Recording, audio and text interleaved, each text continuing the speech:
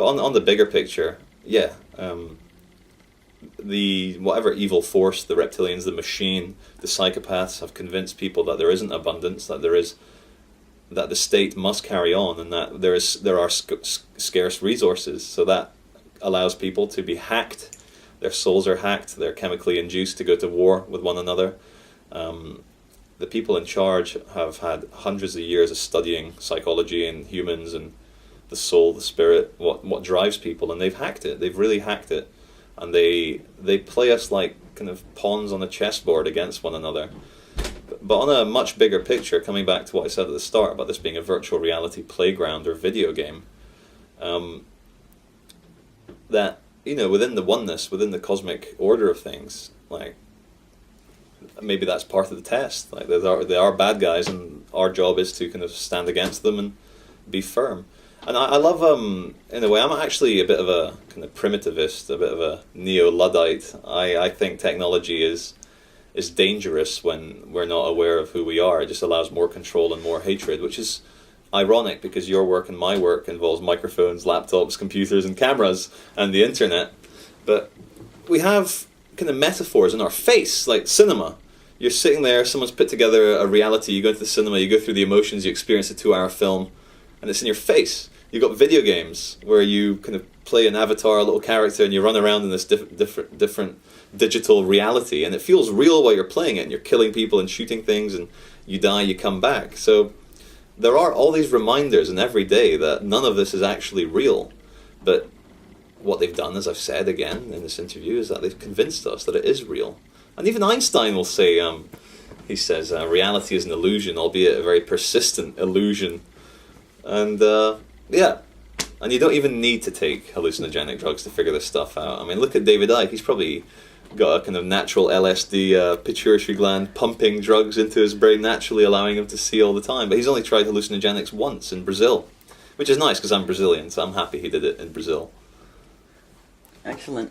Yeah, well, Brazil is an absolutely gorgeous place, and the last time that I was in Brazil, they numbered me and photographed me with the number before I was allowed to enter Brazil, as a little fuck you to the American government for doing that to their people. Yeah, and so that's all the right. Europeans were allowed to enter, and all the Americans, they lined up and they taped a number on us and they photographed us, and they us, I was surprised that that they didn't want to take an anal swab or something and whatnot, but Well, that's sad. That's just tit for tat pettiness, isn't it? It's the failure of the Brazilians to rise above it. And there's a certain irony in it, in that I happened to be traveling with my 84-year-old grandmother at the time, so I was just taking her on vacation. So we were obviously a bunch of terrorists. Yeah. Myself and all of the other octogenarians that we were traveling with. And some of these gentlemen, in fact, many of these gentlemen, remember the Second World War. They were a part of it. They're in their 80s now, and so a lot of them chose to actually wear the number all day as a means of protest.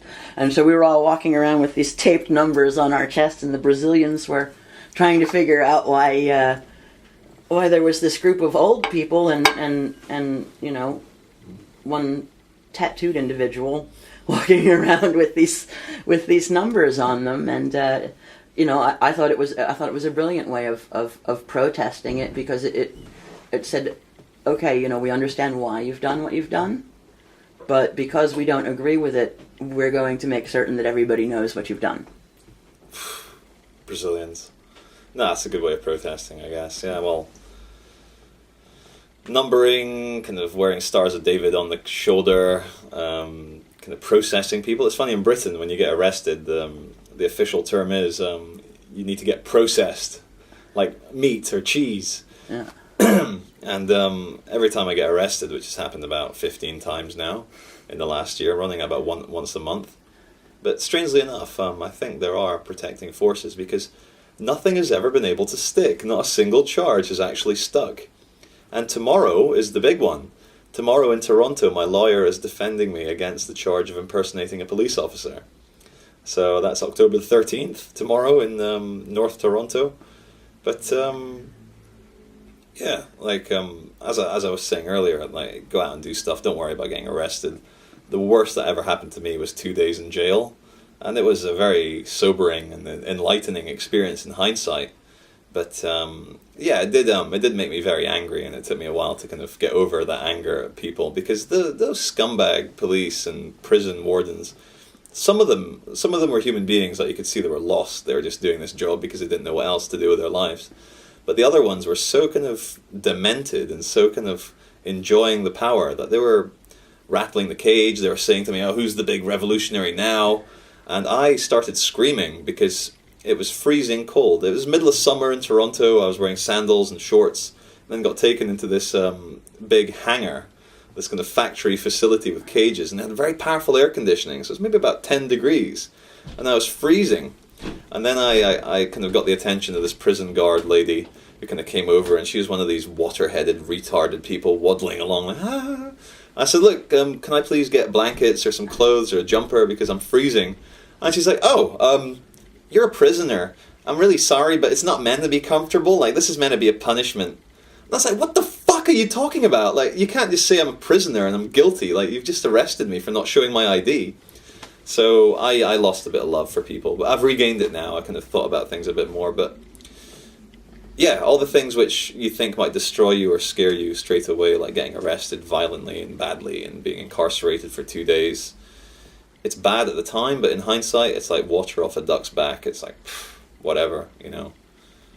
Well, there's different types of anger too. There's anger that is the result of, you know, programming and hatred, and then there's anger that's the result of empathy, because, you know, you're seeing things that are wrong around you, and so that there's two types, and one anger is born out of fear and hate.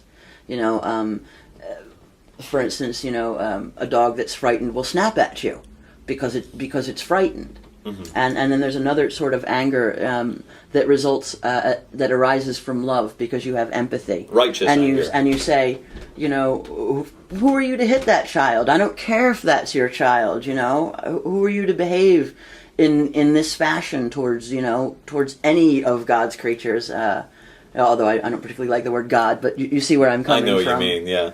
No, absolutely. I'm glad you've drawn that distinction, because a lot of people in our community, our truth movement, I think they are infected by New Age hippie bollocks, really, like absolute rubbish, where they think that even any slight meditation on anything negative is like, nah, man, you can't think negatively. All you're doing is allowing the demons to take over. So they blinker themselves from anything that's bad happening in the world.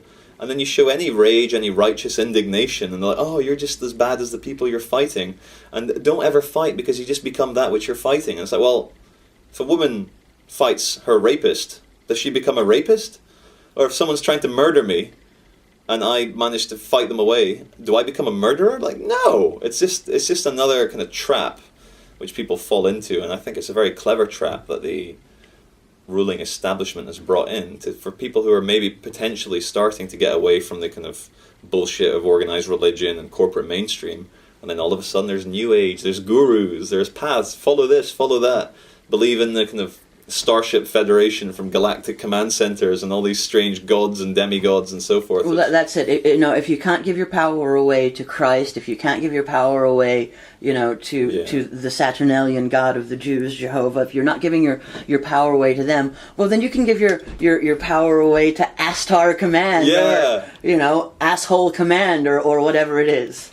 Yeah. And it's just, I mean, these people who you know, one would think we're trying to, you know, enlighten themselves and achieve something better, and yet all they've done is simply given their power, you know, to another illusionary father figure, because they've decided that they can't grow up, that they can't be responsible for themselves, that they can't be more than children. I was speaking with Jordan Maxwell the other week, and he was saying about Americans and their ball games, you know, and you see the president throws out the first pitch, and there's movie stars at the ball games and politicians at the ball games, and, you know, that makes it even more attractive to Americans, because, you know, look, Dad's at the ball game. Dad's come out to play ball with us all, and, you know, and so we've been infantilized by the system and programmed by the system, you know, which is why, of course, they call them TV programs. Yeah. You know, and you look at this programming, and this programming is intentional. It's mind control programming. It's,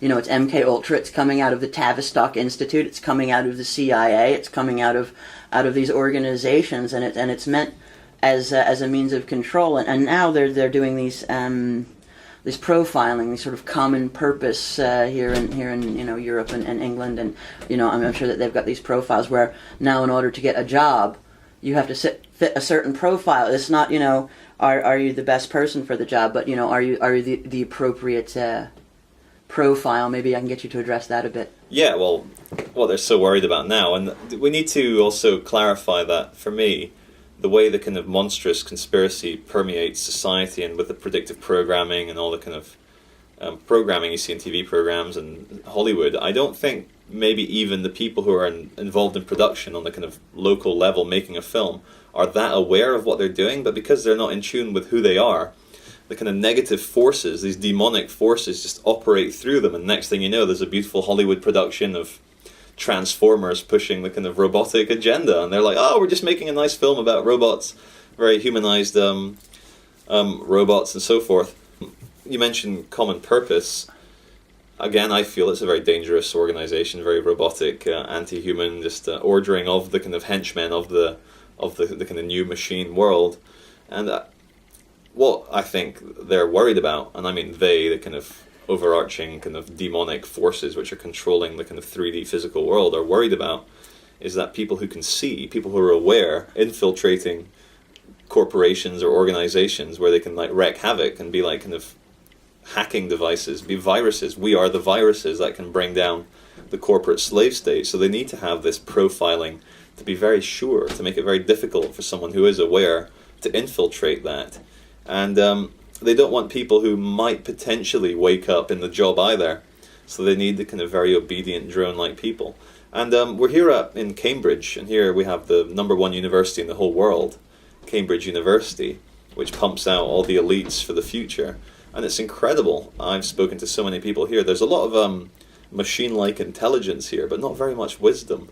And it is there are some mavericks here. Cambridge has produced a lot of very kind of revolutionary people who do go on to fight the system. But ultimately, it does seem to be just another training ground for the machine to carry on.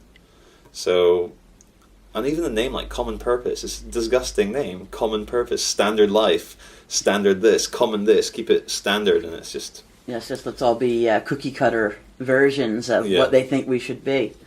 And yeah, I mean, that's just absolutely... you were talking about your friend in school who was, dubbed can't afford, that we should all be cookie-cutter versions, and anybody that doesn't quite fit, in that cookie-cutter version should be derided and treated in a negative manner until they get in line. And as David says, we've out sheep the sheep because we're hurting ourselves now. Absolutely. And I was actually thinking about this on my way over here. You know how China, the world's most populated nation, they have the one-child policy. They're a kind of totalitarian, one-party state, very little freedom. All the world's factories have been shipped over to China, where they have kind of work regimes. And you see some photographs of the Chinese workers marching, almost like soldiers towards their workstation. And it's very sad here in Cambridge as well. I'd say maybe 10 to 20% of the students at Cambridge University are Chinese students. And they speak English, they come here, they have fun. But it saddens me so much that they're going to take a great education, or like a good machine education, and just go back and just serve the system. And the Chinese know this. They've got all this power and money, and they're sending out all their young to all the top units, probably in America, Harvard, Princeton, Dartmouth, Berkeley, probably full of Chinese students, who will then go back to the kind of blueprint of the New World Order state that is China and help the system. And the Chinese, I'm a bit pissed off at the Chinese, really. After Tiananmen Square, they made a Faustian pact with their government, with the ruling forces. They gave up because, a few soldiers shot a few people, and that incredible hero, Tank Man, who stood in front of the tanks, absolute hero of mine, that's what we need. But why did the Chinese give up? They gave up because the state offered them massive financial gain and incredible quality of life and middle-class living, McDonald's, MTV, big cars, Rolls Royces, and they said, well, freedom, whatever, let's get rich. But they don't realize that it's a con, and that's how evil operates. It will never treat the servants of evil well. They're always the ones that get slaughtered at the very start. So on my walk over here, I'm thinking that the next Che Guevara will come from China. I think we're going to see a revolutionary leader pop up, because it has to. There needs to be some kind of spinning of the fractal forces of the universe that create the leader of the revolution in the world's most populated country. Because, like, it bothers me. Like, it bothers me that a country that big has succumbed to one-child policy and no one said anything. Oh, well.